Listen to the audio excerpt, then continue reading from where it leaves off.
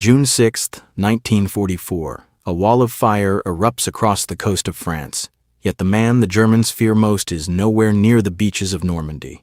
While the Allies storm the Atlantic Wall, General George S. Patton remains sidelined in England, the commander of a phantom army that doesn't exist. Berlin stays frozen, convinced the real invasion under Patton is still to come. The fate of the world hangs on a single question.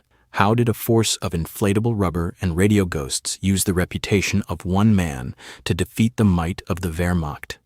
The strategy of the Second Front was forged in the freezing winter of Tehran in 1943. President Roosevelt and Prime Minister Churchill stood before a relentless Joseph Stalin, who demanded a pincer movement to crush the Nazi beast. But the Allied commanders knew that a frontal assault on the Atlantic Wall was a suicide mission unless they could induce a state of strategic paralysis in the German High Command.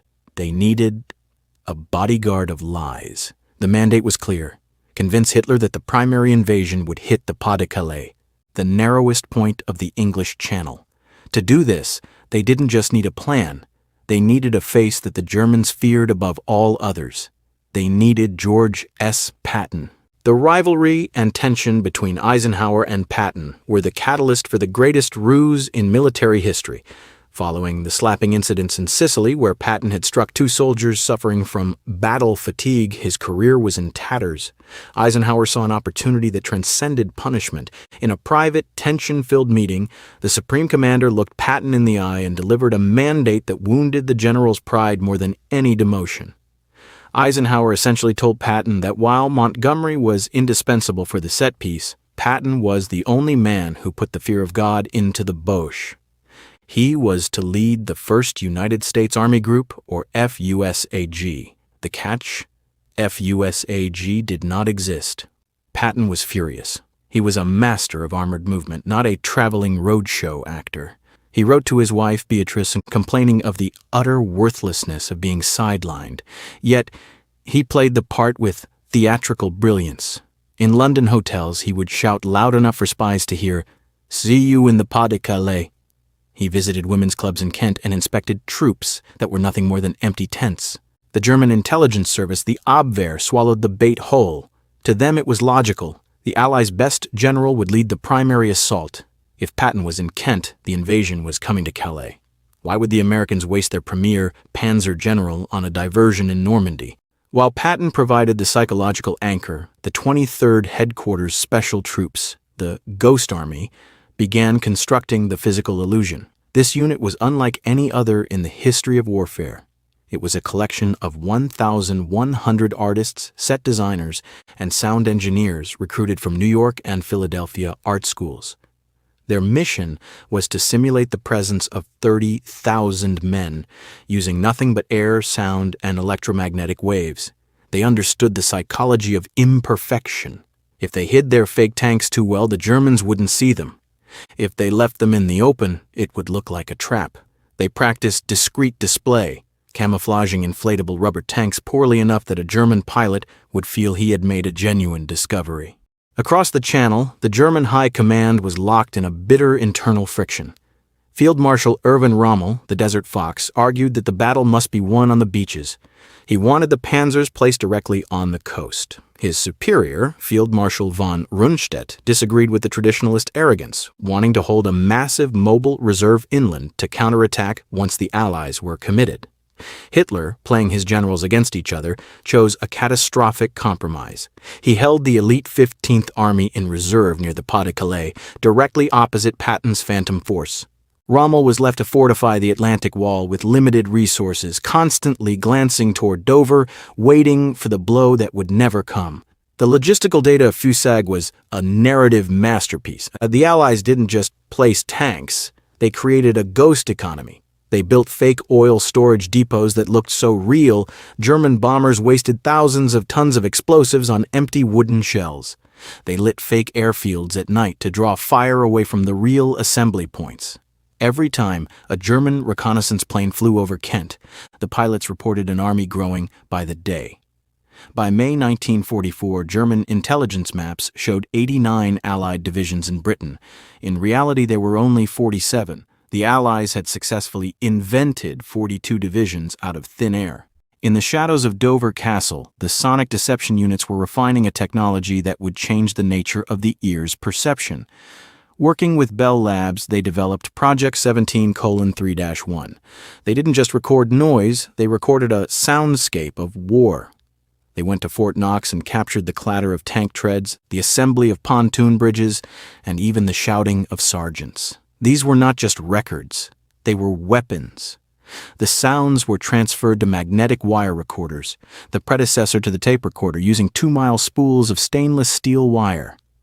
On a still night, these recordings could project the sound of an entire armored division moving 15 miles away. The tension reached its breaking point in the final days of May. General Eisenhower met with his subordinates to discuss the weather, which was turning into a storm, but he also had to ensure the Bodyguard was holding. He received reports that the German 15th Army, the most powerful infantry force in the Wehrmacht, was still anchored at Calais. "The 15th Army is our greatest threat," Eisenhower noted. If those troops moved to Normandy on D-Day, the flower of American manhood would be choked. On the beaches, the decision to go on June 6th was a gamble not just on the weather, but on the belief that Hitler would continue to trust the lie over the reality. Consider the alternate reality. If the deception had failed, if von Rundstedt had moved the 15th Army to Normandy on June 7th, the Allied bridgehead would have been crushed by sheer weight of numbers. There would have been no breakout. Paris would have likely been burned to the ground by a vengeful Hitler. The war would have extended by years, possibly ending with the first atomic bomb falling on Berlin instead of Hiroshima. The Ghost Army wasn't just a unit of artists. They were the thin line between liberation and a catastrophic retreat. The deception even utilized the theater of the dead. A panzer officer, a prisoner of war being repatriated because of his injuries, was driven through what he was told was the FUSAG staging area. The Allies changed the road signs and had him meet Patton accidentally in a town square. When that officer reached Berlin, he hurried to Rommel and reported with absolute certainty, "It's coming in the Pas-de-Calais. I saw Patton myself." This single human testimony solidified Hitler's cognitive inversion. He stopped looking for the truth because the lie felt so much more plausible. As the ships began to move on the night of June 5th, the Ghost Army's radio operators, the Signal Company Special, went into overdrive. They began electromagnetic spoofing, creating a flurry of radio traffic that suggested the invasion fleet was departing from Dover. They mimicked the fist, the unique Morse code rhythm of real units that had already secretly moved to the Normandy embarkation ports. To the German listeners, the real units were still in Kent, sleeping in their barracks while a phantom fleet was gathering in the straits. Operation Glimmer and Operation Taxable were the final strokes. Allied aircraft dropped window, strips of aluminum foil, in precise patterns to simulate a massive naval convoy on German radar screens. Small boats towed radar-reflecting balloons to provide the blips of battleships. While the real fleet moved in total radio silence toward Normandy, the German radar operators in Calais were screaming that 1,000 ships were heading straight for them. The fog of war was no longer a metaphor. It was a scientifically manufactured reality. On the morning of June 6, the world changed. But for the German High Command, the nightmare was just beginning. They were hit by a cognitive dissonance so profound it led to total paralysis. They saw the landings at Normandy, but they didn't believe them. "It's a feint," the generals whispered in the halls of the OKW. "A probing attack to draw us away from Patton." This belief, nurtured by months of deception, was the bodyguard that protected every Allied soldier who stepped onto the sand. As the sun rose over the Great Crusade, the most dangerous general in the Allied army remained sidelined in a quiet English village, fuming with rage, while a group of artists held the most powerful army in Europe at bay with nothing but rubber and radio waves. The first 1,000 words of this story are written in blood and deception, but the next 1,500 will reveal how the Ghost Army actually entered the line of fire. The silence of June 6th in the Pas-de-Calais was the ultimate proof of the Ghost Army's success. While the beaches of Normandy were a meat grinder of steel and grit, the 15th Army, 150,000 of Hitler's best troops, sat in their trenches, staring at an empty horizon. They were waiting for Patton. They were waiting for a ghost. But the deception did not end when the ramps went down. In fact, the most dangerous phase of Operation Fortitude South was just beginning. The Allies had to maintain the lie for weeks or the bridgehead would be swept away. There is a common misconception that the Ghost Army was merely a collection of inflatable tanks and wooden Rupert paratrooper dummies. This is a historical fallacy. While the visual deception was spectacular, archival records from the Adjutant General's Office, Record Group 407, reveal that it was the signal and sonic components that actually convinced the German High Command. The German Fremde Heer West, Foreign Armies West, led by Colonel Alexis von Roenne, didn't just count tanks from aerial photos. They analyzed radio traffic volume and fist patterns. It was the electromagnetic signature of an army that made FUSAG real. In fact, von Roenne, a secret anti-Nazi, deliberately inflated these numbers to 89 divisions to sabotage Hitler's decision-making, using the Ghost Army's transmissions as his primary evidence. The hero of this bodyguard was not a soldier, but a Spanish chicken farmer named Juan Pujol Garcia, codenamed Garbo. In the most critical moment of the war on June 9, 1944, Garbo sent a high-priority message to his German handlers. He reported that his vast network of 27 sub-agents in southeast England had seen Patton's FUSAG mobilizing for a strike on Calais. He argued that Normandy was a mere feint, designed to lure the 15th Army away from the coast. Hitler received this report and personally countermanded an order to move 2 panzer divisions to Normandy. He ordered them back to the coast to wait for Patton. This single message, validated by the Ghost Army's fake radio traffic, saved the Normandy invasion from a lethal counterstrike. Technical precision was the unit's hallmark. The 3,132nd Signal Service Company operated sonic cars, half-tracks equipped with 500-watt Jensen speakers and 40-watt amplifiers. These were not off-the-shelf components. They were precision instruments developed at Bell Labs. The engineers used a multi-track mixing technique decades before the music industry. They would blend the sound of heavy trucks on one track with the sound of cursing sergeants on another. They even deployed weather jeeps to measure wind speed and humidity. Why? Because sound travels differently in moist air, and a sergeant's voice heard from 5 miles away has a specific acoustic decay. If the physics were wrong, the Germans would know it was a recording. The discussions between the generals remained fraught with ambiguity. In early July, Patton was still in limbo, serving as the figurehead for a force that didn't exist while his rivals Bradley and Montgomery were winning glory in the hedgerows. Patton's frustration was explosive. He wrote in his diary, "I am sitting around awaiting the arrival of the Undertaker." Eisenhower had to constantly manage Patton's ego, telling him, "George, your presence in Kent is holding more Germans in place than a full corps in the line." It was a war of nerves. The Germans were convinced that if Patton wasn't fighting in Normandy, then the real war hadn't started yet. The Ghost Army finally landed in France in late June 1944, and their mission transitioned from strategic theater to tactical survival. In Operation Brest, the 23rd used all 3 arms of deception, visual, sonic, and radio, simultaneously for the first time. They sent a massive armored force to convince the German General Rommel to surrender.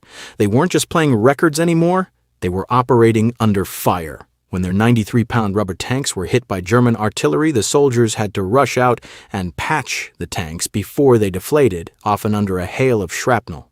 The psychological impact on the German soldiers was profound. Captured diaries reveal a sense of unseen ghosts in the woods. One German soldier wrote of hearing 1,000 tanks approaching in the night, only to find the forest empty at dawn. This was the shock of the unseen. The Ghost Army operators would even go into local cafes in liberated French towns wearing the patches of famous combat divisions and talk loose about their massive upcoming attack in front of suspected stay-behind spies. They were actors playing the most dangerous role of their lives. In September 1944, the unit faced its longest trial, Operation Bettembourg. They were tasked with filling a 20-mile gap in the Allied lines where the U.S. Third Army had been pulled out. For 8 days, 1,100 men had to pretend to be a full armored division. They moved their few real trucks in continuous circles to create the appearance of a massive convoy. They blasted the sounds of tank engines 24 hours a day. The German commanders across the valley reported a massive buildup and refused to attack, fearing they were outnumbered 10-1. In reality, there was nothing between them and the heart of the Allied supply line but a few artists and some very loud speakers. The final and greatest performance occurred during Operation Viersen in March 1945. As the Allies prepared to cross the Rhine, the Ghost Army simulated two full divisions, the 30th and the 79th, several miles north of the actual crossing point. They drew the entire focus of the German artillery and air defense. When the real 9th Army crossed the Rhine, they met almost no resistance. The Ghost Army had successfully moved a river crossing. Military historians estimate that this single operation saved over 10,000 American lives. The fate of the men who led this deception was often tragic. Colonel Alexis von Roenne, the man who verified the Ghost Army's existence to Hitler, was arrested after the July 20th plot to assassinate the Führer. Though not a direct conspirator, his anti-Nazi sentiments were known. On October 12, 1944, he was executed at Plötzensee prison. His final words to his wife reflected his unwavering Christian faith.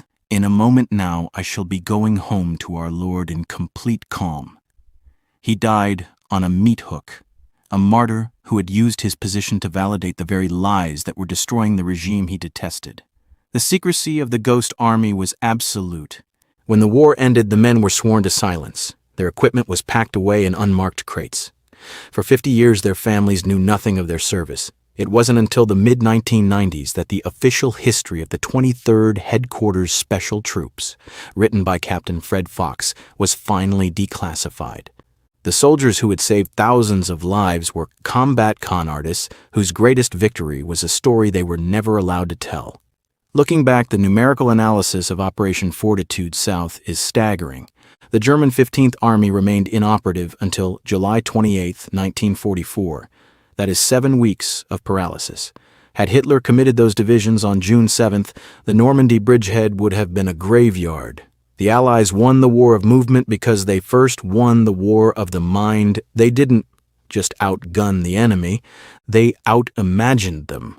The legacy of the Ghost Army lives on in modern information operations. The techniques they pioneered, sonic spoofing and electromagnetic deception, are the foundation of 21st century electronic warfare. In 2024, the surviving veterans were finally awarded the Congressional Gold Medal.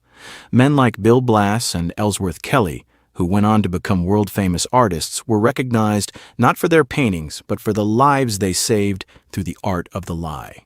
The Phantom Front was the most successful military deception in human history. It proved that in the crucible of war, the most powerful weapon isn't always a tank that fires a shell. Sometimes it's a tank that holds only air. The ear is indeed deceived more readily than the eye, and on the morning of June 6th, the ears of the German High Command were hearing the roar of an army that existed only in the dreams of artists and the nightmares of a tyrant. As the sun sets on the history of the 23rd Headquarters Special Troops, we are left with a profound existential question. If the history of the world's greatest battle was built on a foundation of lies, what other ghosts are still hiding in the archives, waiting to be found? If you were a German intelligence officer in 1944, would you have trusted the reports of 89 divisions, or would Patton's theatrical behavior have made you suspicious? Let us know in the comments below, and don't forget to subscribe and hit the notification bell.